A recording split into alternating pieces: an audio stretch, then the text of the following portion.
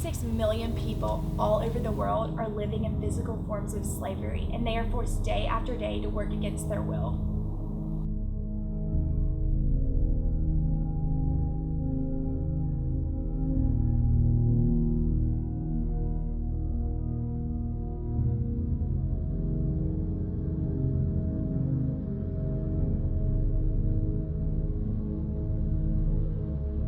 There are 25,000 students at Auburn University, each enslaved to something, whether that be approval, performance, acceptance, or identity.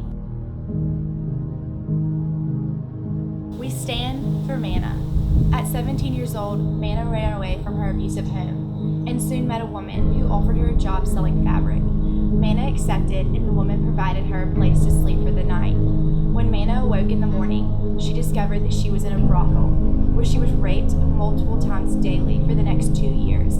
This must change.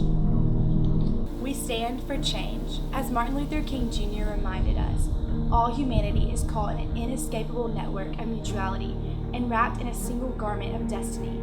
Injustice anywhere is a threat to justice everywhere. Taking a stand here in our university against injustice and for freedom becomes a stand for justice and freedom everywhere. Manna was freed when International Justice Mission investigators discovered her captivity, alerted local authorities, and worked alongside them to free Manna and 3 other young girls from the brothel. The brothel owners each received 5-year sentences for their crimes, and Manna was brought to an aftercare home to heal in safety and security. We stand because God is grieved. We stand because God is grieved by the violent exploitation of Manna. God cares for Manna, and He invites us to stand with Him on behalf of Manna and all victims of injustice. We stand guilty. We stand because we're partly guilty for what happened to Manna. We realize that in subtle ways, we use others for our own good, and that our hearts are easily consumed with our own welfare rather than the needs of others. This evil in our own hearts is at the root of injustice in the world. In response to a newspaper appeal for essays answering the question, "What's wrong with the world?" G.K. Chesterton submitted a 2-word essay, "What's wrong with the world? I am."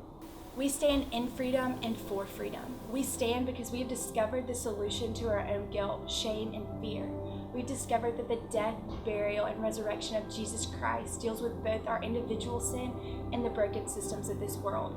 The cross of Christ and the empty tomb have set us and the world on a new trajectory. When Jesus Christ returns, everything sad will become untrue. In Jesus Christ, we are finding freedom from all that enslaves us.